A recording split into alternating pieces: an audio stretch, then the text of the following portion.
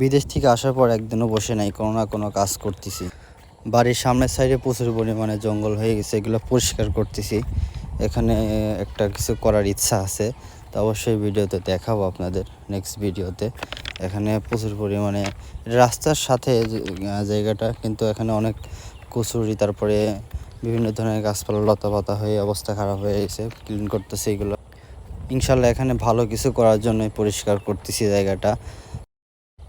আর একটা কথা বলি, আমাদের অঞ্চলের মানুষের একটা ভুল ধারণা, সেটা হচ্ছে বাংলাদেশে যারা আসে, প্রবাস থেকে যারা আসে, তারা মনে করে তারা শুধু প্রবাসেই থাকবে, এরকম একটা চিন্তা ভাবনা তাদের।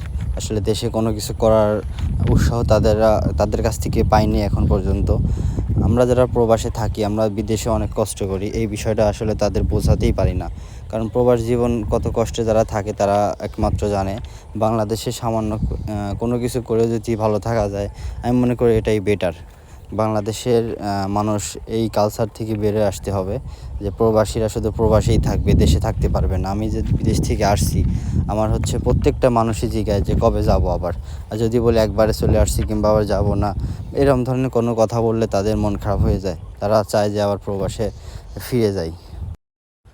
আর দেশের মানুষের দোষ দিয়ে লাভ নাই, দেশের মানুষ তার বিদেশে যায় নাই যে বুঝবে।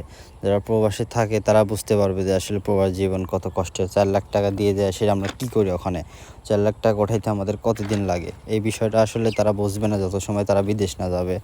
তো যাক, কারো কথায় কান না দিয়ে নিজের মতো নিজে কোনো কিছু করার চেষ্টা ভাবনা করতে হবে। নিজে হচ্ছে যদি ভুলও করি, তাও নিজের বুদ্ধিতেই করব। নিয়ত করছি এটাই। তো সবাই দোয়া করবেন আমার জন্য, ভালো কিছু যেন হয় আমার জন্য।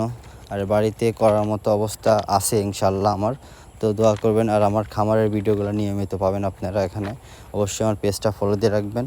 আর ইউটিউব চ্যানেল থেকে দেখলে পরে সাবস্ক্রাইব করে পাশেই থাকবেন। নিয়মিত ভিডিও আপনাদের আমি দিয়ে থাকবো। আর এখানে কি করব, এই ভিডিওগুলো আস্তে আস্তে আমি সামনে আনবো, আপনাদের অবশ্যই বুঝতে পারবেন আমি কাজটা কি করতেছি এখানে। তো সবাই ভালো থাকবেন, এটাই।